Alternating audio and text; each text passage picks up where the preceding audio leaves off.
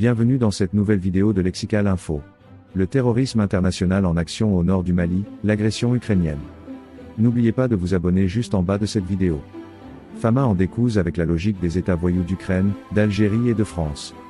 Assimi Goïta, fermement installé au pouvoir, droit dans ses bottes et assuré de son pas militaire, ne compte pas transiger dans la guerre totale et foudroyante qu'il livre, au nom de la libération et du salut du peuple, au groupe armé terroriste, GAT.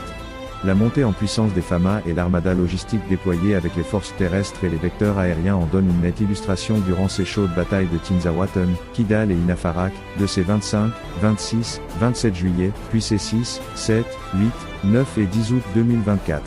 Une conséquence de la supériorité manifeste des Fama sur le terrain qui justifie la prise en main de l'initiative diplomatique quand même les médias aboyeurs se sont eu un temps qui en paraît une éternité. Descriptif d'une agression au relent d'affreux regrets.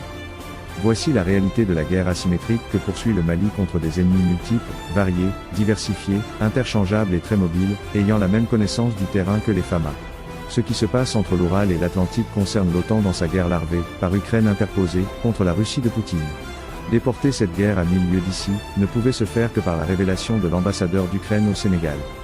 En réponse à la position affichée dans une publication sur Facebook par Yuri Pivovarov, ambassadeur de l'Ukraine au Sénégal, le gouvernement de transition de la République du Mali s'est montré ferme et dit avoir pris connaissance, avec une profonde stupeur, des propos subversifs par lesquels M. Andriy Youssov, porte-parole de l'agence ukrainienne de renseignement militaire, a avoué l'implication de l'Ukraine dans une attaque lâche, traître et barbare de groupes armés terroristes ayant entraîné la mort d'éléments des forces de défense et de sécurité maliennes à Tinzaouaten, ainsi que des dégâts matériels.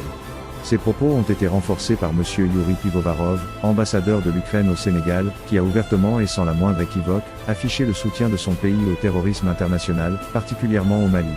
Ces affirmations d'une extrême gravité, n'ayant fait l'objet d'aucun démenti ni d'une condamnation de la part des autorités ukrainiennes, montrent un clair soutien officiel du gouvernement ukrainien au terrorisme en Afrique, au Sahel et plus précisément au Mali.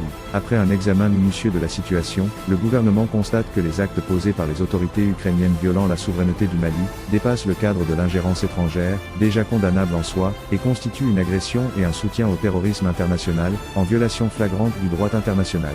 Merci.